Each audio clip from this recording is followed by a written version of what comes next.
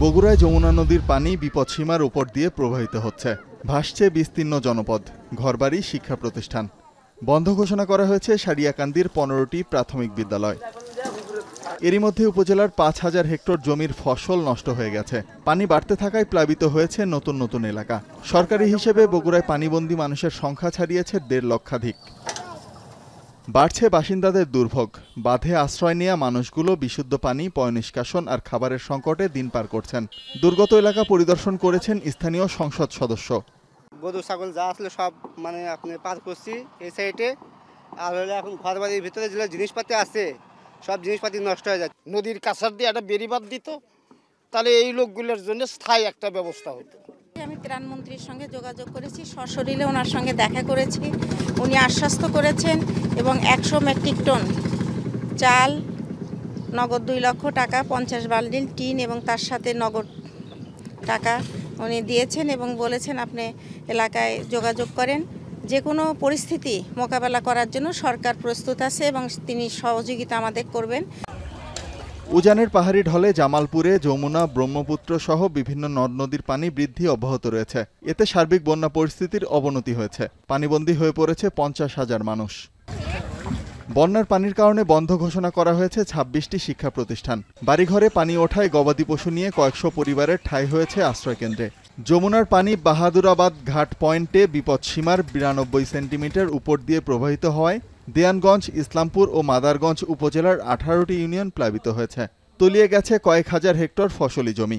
দেওয়ানগঞ্জ খোলাবাড়ি সড়কের একটি সেতুর সংযোগ সড়ক ও কাঁঠালবিল এলাকার আঞ্চলিক সড়কের 30 মিটার অংশ বন্যার পানিতে ভেঙে গেছে। এতে বন্ধ রয়েছে সড়ক যোগাযোগ। বন্যা ইঙ্গের খুব ক্ষয়ক্ষতি হয়ে গেছে। জায়গা জমিন ভাঙ্গের সব নদী নিয়ে গেছে গা। আমরা থাকবার পাইতাছি না। রাস্তাঘাট তলায় গেছে গা, বাড়ি ঘরও পানি উঠে গেছে গা। বন্যাত্ম মানুষের জন্য 190 টন চাল ও 3500 প্যাকেট শুকনো খাবার বরাদ্দ দেওয়া হয়েছে। গঠন করা হয়েছে 11টি মেডিকেল টিম।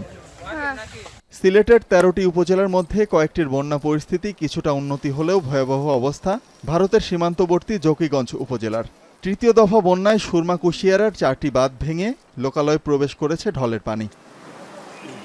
বন্যা পরিস্থিতির ব্যাপক অবনতিতে দুর্ভোগে দিন পার করছেন 87টি গ্রামের লক্ষাধিক মানুষ। ঘরবাড়ির পাশাপাশি প্লাবিত হয়েছে বিভিন্ন আশ্রয়কেন্দ্রও। অনেকের ঠাঁই হয়েছে প্রধান সড়ক ও উঁচু স্থানে। নৌকা নৌকা নাই, কিচ্ছু নাই। ঘর থাকি বাড়িবার খেয়ে খবর খবরাতো লোয়ার মতো কোনো অবস্থান নাই।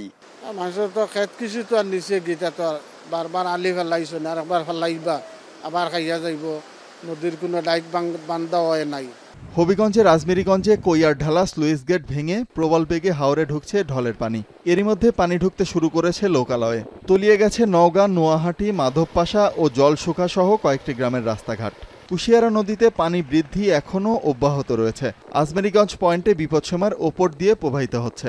যদি বৃষ্টি থাকে আর কুশিয়ারা নদীর পানি বেড়ে যায়, আগামীকালকের মধ্যেই আমাদের আজমেরিগঞ্জ উপজেলার নিম্ন অঞ্চলের বাড়ি ঘর যা আছে তা প্লাবিত হয়ে যাবে। পানি উঠেছিল গা, যার উপরে পানি চলছিল বালুমাটি, তো ও বালুমাটি গিয়ে ওই ডলে গেছে মিলে গেছে। এটা তো প্রতি বছরই এরকমভাবে ভাঙতেছে, কিন্তু সরকার তো ভালো করে কোনো পদক্ষেপ নেয় না। সুনামগঞ্জে পাহাড়ি ঢল না থাকায় বন্যা পরিস্থিতির উন্নতি হয়েছে। পানি সরে যাওয়ার সাথে সাথে বেরিয়ে আসছে বন্যার ক্ষতচিহ্ন। ভেঙে গেছে রাস্তাঘাট, যানবাহন তো দূরের কথা, পায়ে হেঁটে চলাই যেন দুষ্কর। এতে চরম ভোগান্তিতে দিন পার করছেন স্থানীয়রা। পানি উন্নয়ন বোর্ডের তথ্য মতে সুনামগঞ্জে সুরমা, কুশিয়ারা, জাদুকাটা সহ সকল নদীর পানি বিপদসীমার নিচ দিয়ে প্রবাহিত হচ্ছে। শোভন মাহমুদ খান, এখন।